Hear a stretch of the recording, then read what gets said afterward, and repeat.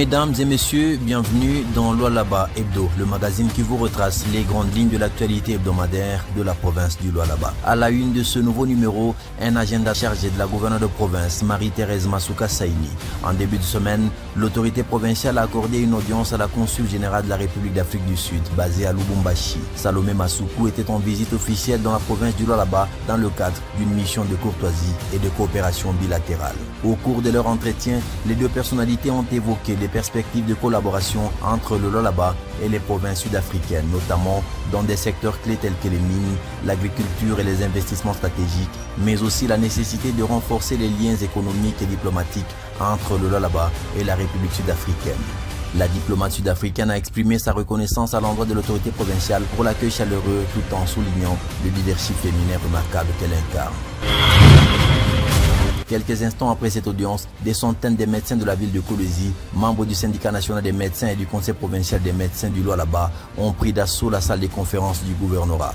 Ils sont venus déposer leur mémorandum auprès de la gouverneure de province Marie-Thérèse Masuka Saini à la suite du décès de leur collègue, le docteur Emmanuel Nawaj de l'hôpital Mupanja, survenu la nuit du dimanche à lundi 10 novembre, dans des circonstances non encore élucidées. Une nouvelle douloureuse qui a profondément affecté l'autorité provinciale. Le président du conseil provincial des médecins du Lualaba a exprimé à la chef de l'exécutif provincial l'indignation de l'ensemble du corps médical, tout en sollicitant que justice soit faite afin d'établir la lumière sur l'origine de la mort tragique de leurs collègues.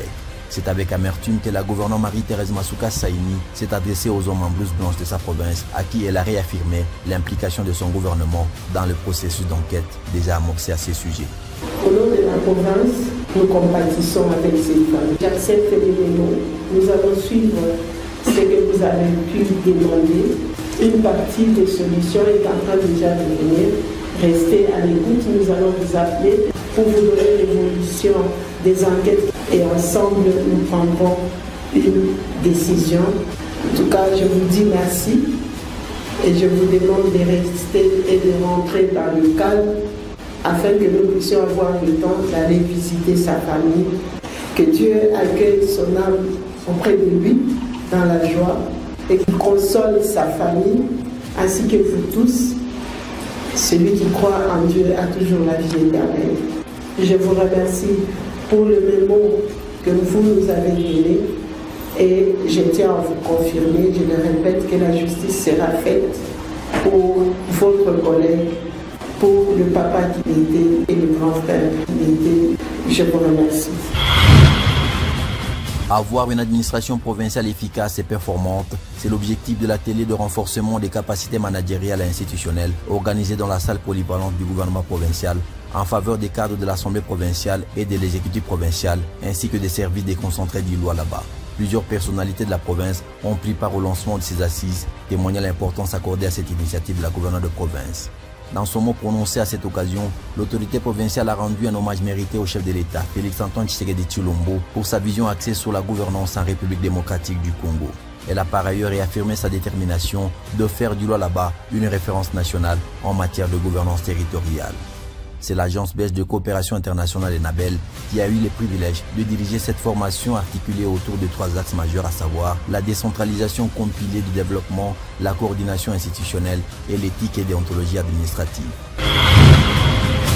Le Lualaba continue d'écrire les plus belles pages de l'histoire minière de la République démocratique du Congo. C'est dans une ambiance à la fois solennelle et triomphale que la gouverneure de province Marie-Thérèse Masuka Saini a procédé jeudi 13 novembre 2025 au lancement officiel de la première production de cathodes de cobalt et de cuivre de l'entreprise générale de cobalt EGCSA. Cet événement majeur marque une étape décisive dans la matérialisation de la vision du chef de l'État Félix-Antoine Tshisekedi Tshilombo, orienté vers la valorisation du cobalt provenant de l'exploitation artisanale et la traçabilité minière responsable.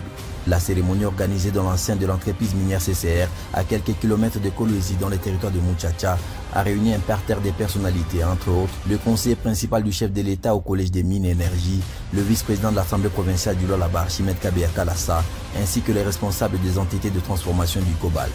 La gouverneure Marie-Thérèse Masuka Saini a rendu un vibrant hommage au président de la République et chef de l'État pour sa gouvernance éclairée et visionnaire dans le secteur minier, tout en saluant les efforts soutenus de l'EGC dans la formalisation et la traçabilité du cobalt artisanal.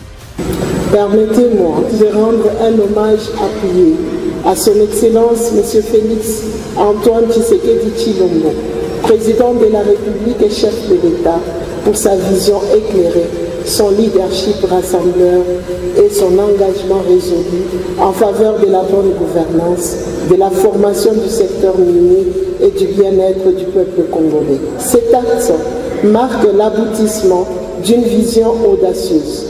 Formaliser, encadrer et professionnaliser l'artisanat minier afin d'en faire un véritable moteur de développement local et national. Le gouvernement provincial du Lualaba réaffirme ici son engagement indéfectible à soutenir et sécuriser ce modèle afin qu'il demeure une source de prospérité partagée, un exemple pour toute la République. Ce moment historique marqué par la coupure du ruban symbolique a également eu comme temps fort la visite guidée du siège de l'EGC et du laboratoire du CEC sur le site du centre des négoces de Moussompo. Les invités ont été éblouis par les équipements modernes et les dispositifs de contrôle garantissant la qualité et la traçabilité du cobalt produit dans la région.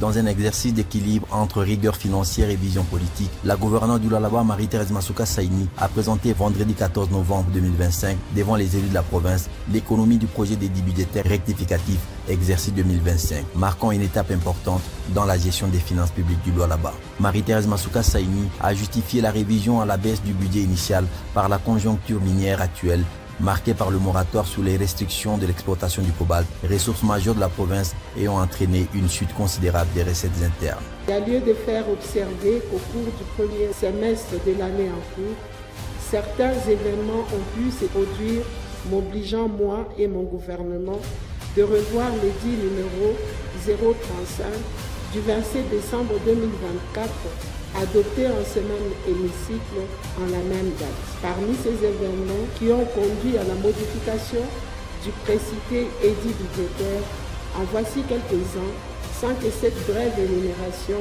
ne soit exhaustive. La suspension momentanée des exportations du cobalt depuis février 2025, laquelle s'est vue prorogée jusqu'au 15 octobre suivant le communiqué numéro 004 par Aérocom par 2025 du 20 septembre 2025, dans lesquelles certaines stratégies ont été préconisées quant à la reprise des exportations, et ce à partir du 16 octobre. Engagé à maintenir le cap de sa politique publique, alignée sur la vision du chef de l'État Félix-Antoine Tshisekedi Tshilombo, la chef de l'exécutif provincial du Lualaba a exhorté les députés à adopter ce projet d'édit budgétaire pour assurer la continuité des projets prioritaires, notamment dans les domaines de la gouvernance, du social et des infrastructures. Chose faite après avoir convaincu la plénière avec des réponses percutantes. Les représentants des groupes parlementaires ont salué la résilience du gouvernement provincial tout en soulevant des préoccupations structurantes telles que la diversification de l'économie pour sortir de la dépendance au secteur minier, la mise en œuvre rigoureuse des projets budgétaires et la transparence de l'exécution des dépenses publiques. À la question de savoir quels sont les secteurs qui ont connu une différence significative entre les prévisions et les résultats, c'est le cas du gouvernorat et du ministère des Infrastructures à leur titre 8. Pour le groupe parlementaire UNC et Alliés. Pour ce qui est du dépôt de l'édit portant reddition de comptes de l'année 2024, nous revenons encore une fois de plus sur cette matière et espérons que cette fois-ci et cette année, elle sera bien assimilée.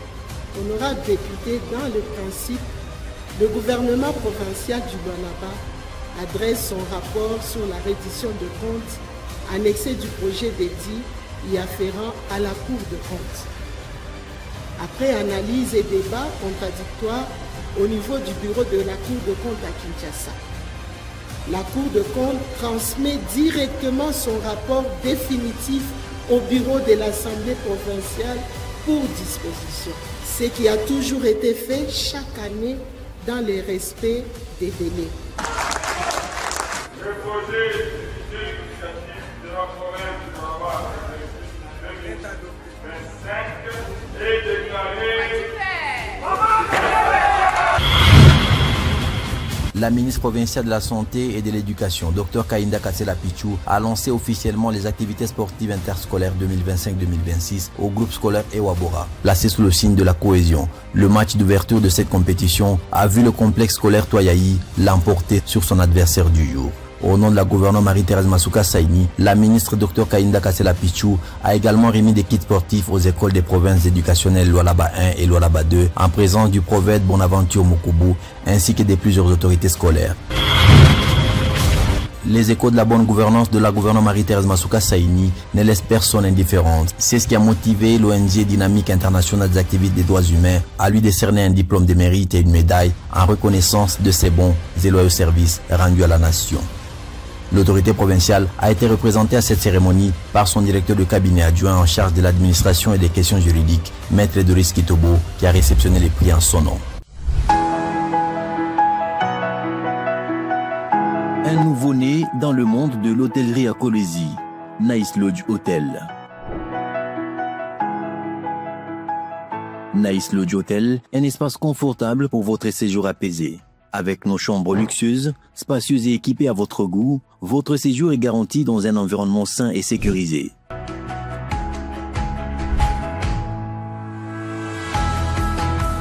Chez Nice Lodge Hotel, votre repos est assuré avec un service de qualité. Nice Lodge Hotel.